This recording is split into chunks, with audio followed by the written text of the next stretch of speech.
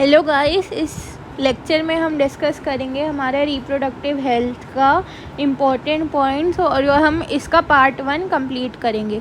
तो पार्ट 1 में हम स्टडी करेंगे सारे के सारे कॉन्ट्रासेप्टिव्स मेथड। कॉन्ट्रासेप्टिव मेथड का क्या मतलब होता है? ऐसे मेथड जिससे कि हम प्रेगनेंसी को अवॉइड करते हैं, मतलब कि हमारी जो फीमेल के अंदर इम्प्लांटेशन होती है उसको हम नहीं करना चाहते, तो उसके लिए कौन कौन से मेथड होते हैं उसमें हम यूज़ करते हैं हमारा कॉन्ट्रासेप्टिव मेथड। सबसे पहला मेथड आता है हमारा नेचुरल मेथड। नेचुरल मतलब नेचुरल हमेशा कोई भी चीज़ होती है उसके साइड इफ़ेक्ट्स कम होते हैं, राइट। और नेचुरल मेथड जो होते हैं कॉन्ट्रासेप्टिव्स के, उसमें क्या होता है, हम कोई भी केमिकल का यूज़ नहीं करते, सब कुछ नेचुरल होता है, लेकिन इसके फेलियर जो होते हैं वो मैक्सिमम होते हैं। इसमें 3 मेथड आते हैं। एक आते हैं रिदम मेथड, फिर विड्रॉल और लैक्टेशनल। अब एक एक करके हम तीनों को समझेंगे। पहला क्या है? रिदम मेथड या फिर पीरियोडिक सबसिस्टेंस। इसका मतलब समझो, पीरियोडिक मतलब कि कोई एक साइकिल है, सबसिस्टेंस मतलब कि एब्सेंट, मतलब कि हम इसमें कोइटस को नहीं करते हैं। एक पीरियोडिक साइकिल में हम एक कोइटस को नहीं कर रहे हैं। इसमें कौन सी साइकिल की बात हो रही है? यहाँ पे हो रही है मेंस्ट्रुअल साइकिल की बात हो रही है, जो कि हमें पता है 28 डेज़ की होती है। और उसमें हम ओव्यूलेशन कब होता है? 14th डे पे होता है, हमको ये पता है, due to LH surge in 14th day. तो तब जो होता है हम अवॉइड करते हैं 10 to 17 डे पे। क्यों? क्योंकि ये फर्टाइल पीरियड होता है। इसमें जो होता है एग जो है रिलीज़ हो जाता है फ्रॉम हमारी ओवरी, एग रिलीज़ हो जाता है और 3 डेज़ तक एग रह सकता है। तो 14, 15, 16, 17, तो we avoid coitus in this period. इसको हम कैलेंडर मेथड भी बोलते हैं, क्योंकि इस टाइम पर हम कुछ पीरियड के लिए कोइटस को नहीं करते हैं। दूसरा मेथड क्या है? विड्रॉल मेथड या फिर कोइटस इंटरप्टस। इसमें हम क्या करते हैं, इसमें मतलब समझो, कोइटस मतलब कि हम कोई सेक्सुअल इंटरकोर्स कर रहे हैं, उसमें इंटरप्शन आ रहा है, हम रोक रहे हैं। या फिर विड्रॉल मेथड, विड्रॉल का मतलब है कोई चीज़ को वापस लेना। तो इसमें क्या होता है, जैसे कि जो पीनस है वो वजाइना के जब अंदर होती है, जैसे ही उसमें इजैक्यूलेशन होने वाला होता है, उसी टाइम पे जो मेल पार्टनर है वो जो है पीनस को फीमेल रिप्रोडक्टिव ट्रैक्ट से निकाल ले, that is known as withdrawal method या फिर कोइटस इंटरप्टस। इसके जो होते हैं हाईएस्ट फेलियर रेट होता है। ये बहुत प्रोमिनेंट मेथड है जो पास्ट के हमारे लोग यूज़ करते थे। लैक्टेशनल एमेंड्रिया क्या होता है? ये 6 मंथ्स तक वैलिड होता है। जब बेबी बॉर्न हो जाता है, कोई भी बच्चा जब बॉर्न होता है, तब क्या होता है, एक फ़ीमेल को जो है मेंसेस नहीं होते हैं, मतलब कि उसकी मेंस्ट्रुअल साइकिल स्टॉप हो जाती है अप टू 6 मंथ्स के लिए। उसमें क्यों होती है? क्योंकि जो हमारा हाइपोथैलेमस जो होता है वो सिक्रीट करता है प्रोलैक्टिन रिलीजिंग हार्मोन। ये क्या करता है? पिट्यूटरी पे एक्ट करके मिल्क को प्रोड्यूस करता है। मिल्क को प्रोड्यूस करेगा तो फिर एक चीज़ हमारी कम हो जाती है। इसमें कौन सी चीज़ कम होती है? हमारे ईस्ट्रोजन और प्रोजेस्टेरोन जो है कम हो जाते हैं और मिल्क की प्रोडक्शन इसमें बढ़ जाती है।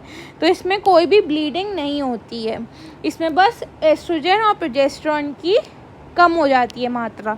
अगर हम बात करें कि हम जो है अवॉइड कर सकते हैं स्पर्म और एग की मीटिंग को विथ हेल्प ऑफ बैरियर्स। अभी हम सारे बैरियर मेथड्स भी देखेंगे। इम्प्लांट्स क्या होते हैं? इसमें क्या होता है, जैसे कोई भी हमारी स्किन है, इसमें हम 6 स्टिक्स लगाते हैं और इससे जो होता है प्रोजेस्टेरोन रिलीज़ होता है। इसके एग्जाम्पल क्या है? नूर प्लांट और इम्प्लानन। अम्नियोसेंटेसिस क्या है? एक बैंड टेक्निक है। इनमें क्या होता है, जैसे कोई भी फीटस होता है वो वूम्ब के अंदर है, वूम्ब के अंदर जो है वो एक फ्लूइड से सराउंडेड होता है, तो वो फ्लूइड को हम लेते हैं। अब जब हम एक सिरिंज को घुसा रहे हैं वूम्ब के अंदर, तो ये इन्वेसिव है, मतलब कि इसमें हम जो है कोई भी चीज़ को इनसाइड ले रहे हैं, मतलब कि अंदर से फ्लूइड हम ले रहे हैं। तो इसमें ये जो फ्लूइड है लेके हम इसमें सेल्स की स्टडी करते हैं।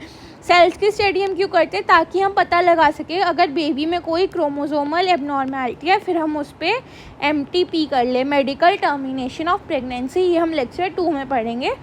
इसमें क्या होता है, अगर कोई उसको डाउन सिंड्रोम है या फिर Klinefelter Turner, haemophilia, sickle cell है, हम उसको बेबी को एबॉर्ट करा लेते हैं, क्योंकि वो जो है बहुत ज़्यादा बैड लाइफ जिएगा, उससे बेटर है कि उसकी डेथ हो जाए और वो नेक्स्ट लाइफ में आगे बढ़े। तो उसके लिए हम इसको अबॉर्ट कर देते हैं। लेकिन कुछ जो लोग होते हैं वो क्या करते हैं, इससे जो सेक्स पता कर लेता है बेबी का और उस गर्ल, अगर वो गर्ल है, उसको मार देते हैं। तो इससे क्या हो जाता है, फीमेल फीटिसाइड होता है, मतलब कि फ़ीमेल्स की डेथ हो जाती है। और ये जो होता है, अगर हम आगे बात करें इन विवो फर्टिलाइजेशन क्या होता है, फ्यूजन होता है इनसाइड द बॉडी जब स्पर्म का काउंट कम होता है। इंट्रा यूटेराइन इंसेमिनेशन इसका पार्ट है, इसको हम डिटेल में पढ़ेंगे पार्ट 2 में। फैमिली प्लानिंग जो है 1951 में इंडिया फर्स्ट कंट्री थी जिसने रिलीज़ करा था। RCH की फुल फॉर्म याद रखिएगा, reproductive and child health care. इसमें क्या होता है, सेक्स एजुकेशन की अवेयरनेस को बढ़ाया गया था, जो आगे चल के फीमेल जो होती हैं जब वो मदर बनती हैं तो उनकी जो है कैसे केयर करनी है वो भी बताई गई थी। और इन्फेंट मोर्टेलिटी रेट, मतलब कि कोई भी बच्चा जब बॉर्न हुआ है तो उसकी प्रोटेक्शन कैसे करें, उसको कम करा था। और जो इन्फेक्शन होते हैं जो सेक्स के टाइम पे एक दूसरे के अंदर ट्रांसमिट होता है उसको कम करा गया था। इसका सबसे ज़्यादा रोल किसने प्ले किया था, फैमिली, टीचर, फ्रेंड्स और रिलेटिव्स ने। पॉपुलेशन देखो पहले जो थी 55 मिलियन थी, फिर 1 बिलियन हुई, फिर 1.2 हुई 2011 में, 2011 1950 में, तो बढ़ी रही थी। तो इसको कंट्रोल करने के लिए क्या करा गया, मैरिज को रेस करा गया। 21 के लड़के की शादी होगी, लड़की की 18 साल में हो जाएगी। स्लोगन्स रिलीज़ करे गए, मतलब कि हम दो हमारे दो, छोटा परिवार सुखी परिवार, मतलब कि अगर स्मॉल फैमिली होगी वही हैप्पी फैमिली होगी। जो पुअर पीपल है उनको पैसे दिए गए ताकि आप कॉन्ट्रासेप्टिव्स यूज़ कर लीजिए, जैसे कि कॉन्डम्स वगैरह, और अवेयरनेस को बढ़ाया गया ताकि जो है बच्चे कम पैदा हों और जो बच्चे ऑलरेडी हैं पुअर के पास वो उन पर ही फोकस करें।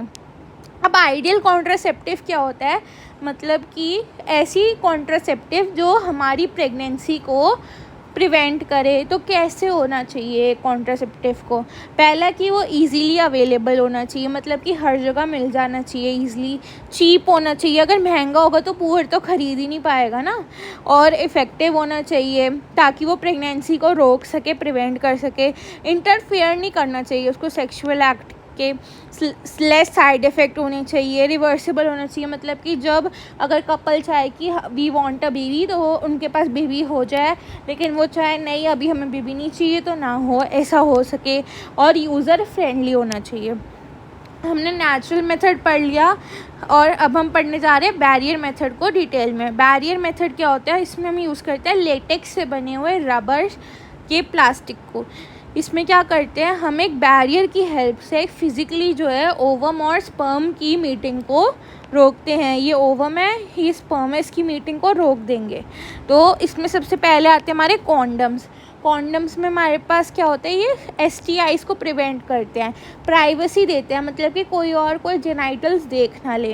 ये लैटेक्स के बने हुए होते हैं और ये रीयूजेबल नहीं होते, मतलब वन टाइम यूज़ होते हैं, ये वन टाइम यूज़। बोथ आते हैं, मेल्स के लिए निरोध जो है पॉपुलर है और फीमेल के लिए फेमिडोम्स या फेमशील्स आती हैं। बाकी फीमेल्स की और डिटेल में बात करें, उनके लिए वॉल्स, डायफ्राग्राम्स और सर्वाइकल कैप्स होती हैं। जो वॉल्स और सर्वाइकल कैप्स है वो वजाइना में लगती हैं और डायफ्राग्राम सब जो है तीनों वजाइना में ही डलता है और ये रबर के बने हुए होते हैं, सर्विक्स में लगते हैं।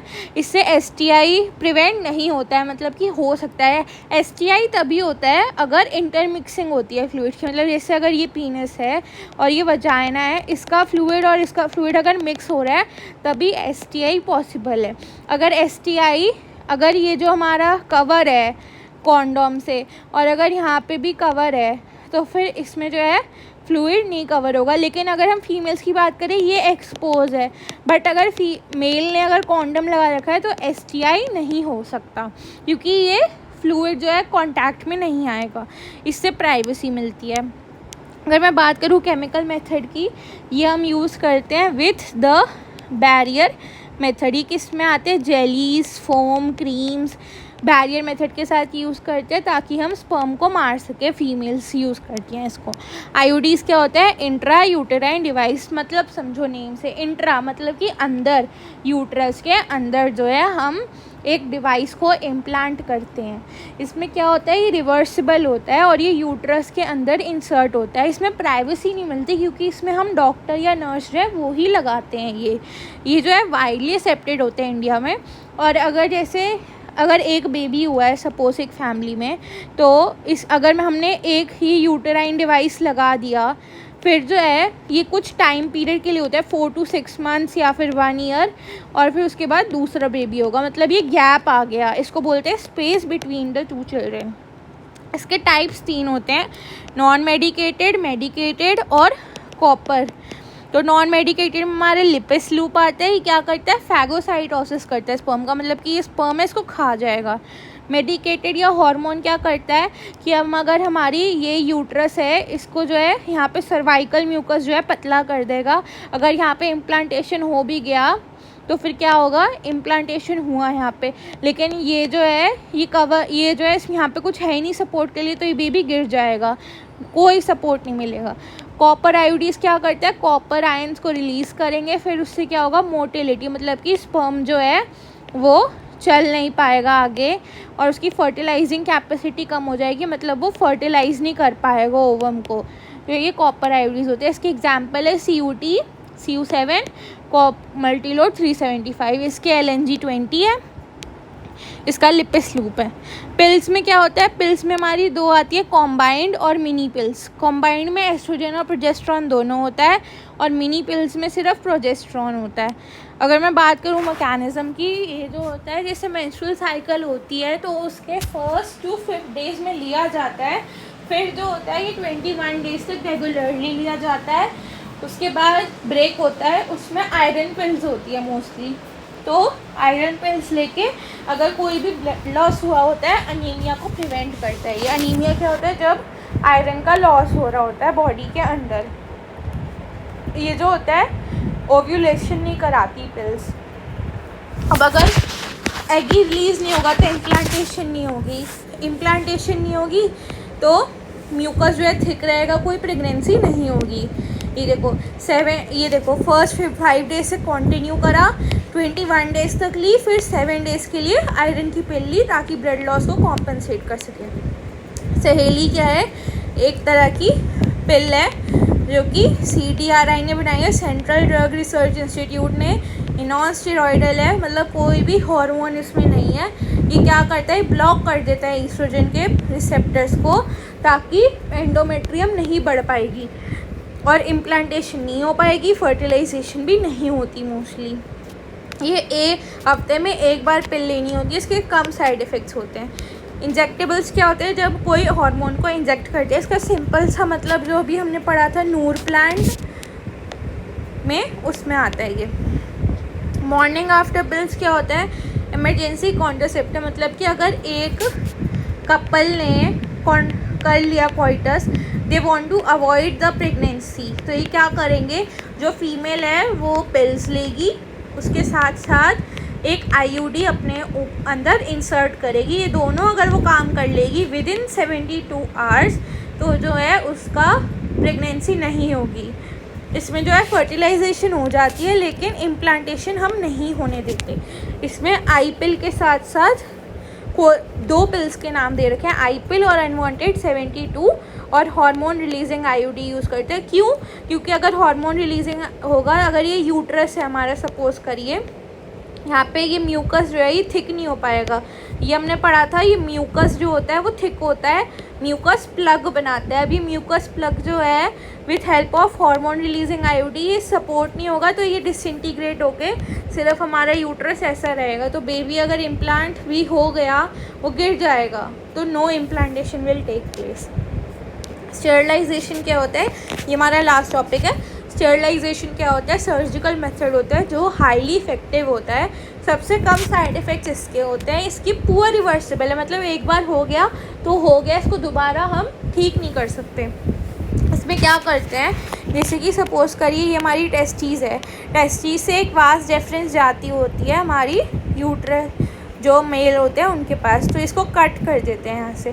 ओवरी में क्या होता है, मतलब जैसे कि ये हमारा इन्फंडिबुलम है और ये फेलोपियन ट्यूब है, इसको कट करके टाई कर देते हैं। इसमें वास्ट डिफरेंस, इसमें फेलोपियन ट्यूब। ये स्पर्मेटोजेनेसिस में काम करेगी, oogenesis में काम करेगी, दोनों में प्रोसेस होगा लेकिन फर्टिलाइजेशन नहीं होगी। इसमें सीमेन बनेगा लेकिन स्पर्म नहीं होगा। इसमें टेस्टोस्टेरॉन रिलीज़ होगा, इसमें ब्लीडिंग होगी। और अच्छा, इसमें 2 टर्म और आते हैं, हिस्टेरेक्टोमी। हिस्टेरा मैंने आपको बताया था यूट्रस को बोलते हैं, हिस्टेरा इज़ यूट्रस। तो इसमें यूट्रस का जब रिमूव करते हैं तो that is known as hysterectomy. और ऑफ्रेक्टोमी क्या होता है, ओवरी को जब हम रिमूव करते हैं by the help of surgery.